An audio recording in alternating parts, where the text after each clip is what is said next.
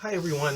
Um, who's messaging? Why every time I try to do videos, someone is messaging me? Anyway, okay. I've been wanting to do this video for quite some time, but I didn't want to do it in like I didn't want to do it when I'm angry at someone or someone said any of these things to me, and so I'm just I end up just ranting. I wanted to be a little more coherent, and I am now a lot more coherent where I don't necessarily have to be like super biased. I will be biased because I've experienced a lot of these things before, but now I think I'm a little more clearer in terms of what I've observed over the years. So let's get straight to it. So I'm going to be looking at what when people say these things and what they really mean. And before anyone launch a major attack and be like, oh, maybe they really mean what they're saying, I'm going according to my experiences. I've been on, I would say maybe like close to 150 to 200 dates, first dates at least. And I've been on like I've had like maybe 15 or 16, maybe 20 short term relationships or whatever that you could call them, things that last like maybe 3 months, 2 months, any of that. And I've noticed some things because the world is small and a lot of times people's true intentions come out in time. And I've mentioned in other videos that I do classify myself as demisexual, and being demisexual also means you get rejected a lot. It doesn't matter how great you look, how successful you are, demisexuals, especially for males, you become accustomed to rejection.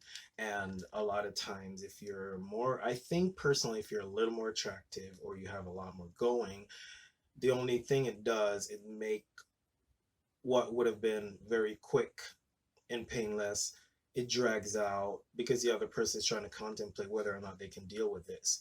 And then you end up getting hurt. So a lot of times for me, I end up experiencing this where, people coerce me and then they tell me these things. And then later on, sooner than later, I figure out it was just all their way of trying to get what they wanted. So let's get straight to it. So the first one, I made a list, and I don't think I'm going to put anything on the screen. I don't know. Maybe I will. When someone says, I'm not ready for a relationship, especially when it comes to men, we kind of know what we want. We may tell you we don't know what we want, but we know what we want. And when they say this to you, 9 times out of 10, what they're really saying is, I'm not ready for a relationship. Well, I am ready for a relationship. I just don't want one with you. You are not who I picture myself with, but you're fun for now. And us as humans, a lot of times we or self-confidence can fall apart if we don't have someone around or someone to fulfill certain needs. So a lot of times like people will just use you for the time being until they find better.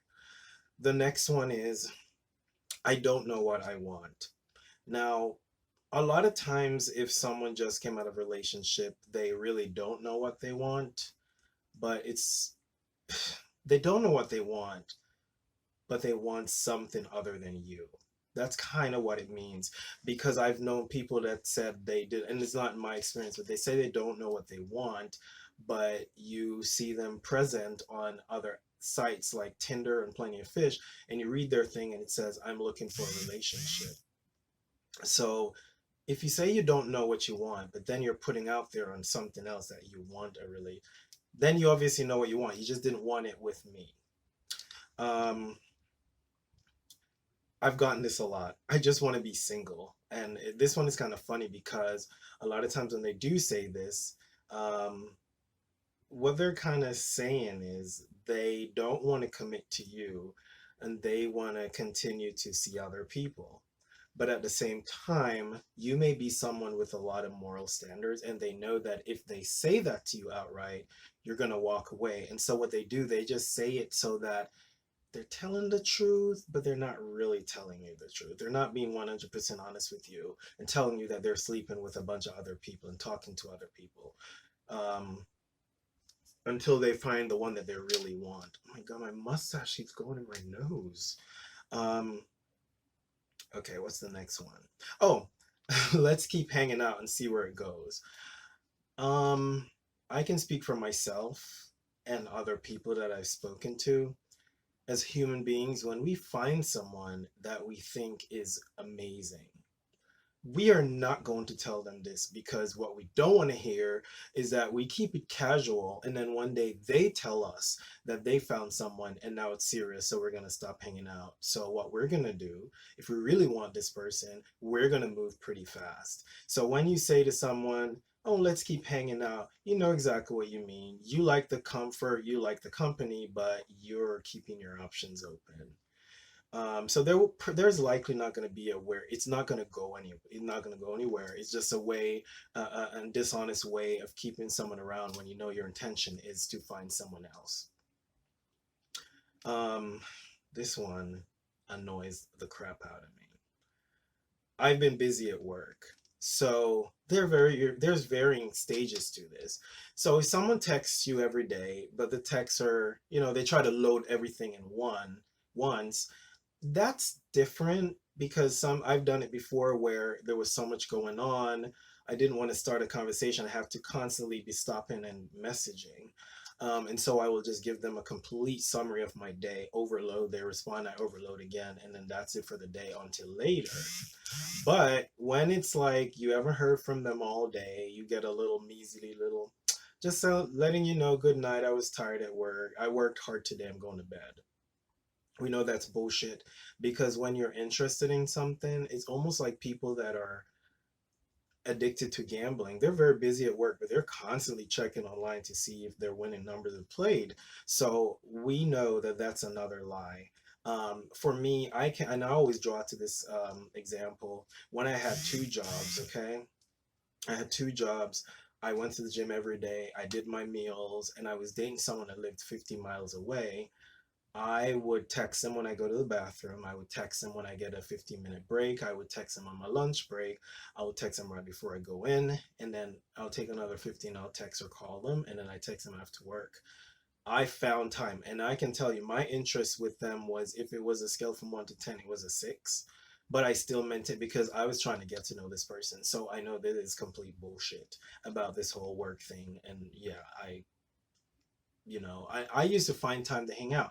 Now a lot of times I would try to incorporate, like, activities, like incorporate stuff that I needed to get done with them being there. That way we at least spend time together. We don't need to be doing the exact same things. I'll be working from their house while they're like working or doing something, but I'm there, so we still get to spend time. We don't have to like cut out an entire day to hang out, because that's unrealistic and it's ridiculous. um Another one I've gotten. Oh, I just noticed your text like 5 business days later. And a way to know this person is lying. First of all, everybody has their phone on them all times. If they don't, as soon as they're done with whatever shift, they go straight to the phone. That's what we become in 2021. But you can tell if they're a liar if when they're around you and they constantly check their phone. So when they say, I just noticed your text, no, they saw the text, they just didn't want to answer it. And then one day they're like, fine, I'm just going to go ahead and text this person. That's what that is. So if you notice it happen more than once, first time you fool me once, second time, shame on me. So it happens another, just stop. Maybe you want to incorporate my example when I said, if I notice people are losing interest, I delete their number. You might want to do that.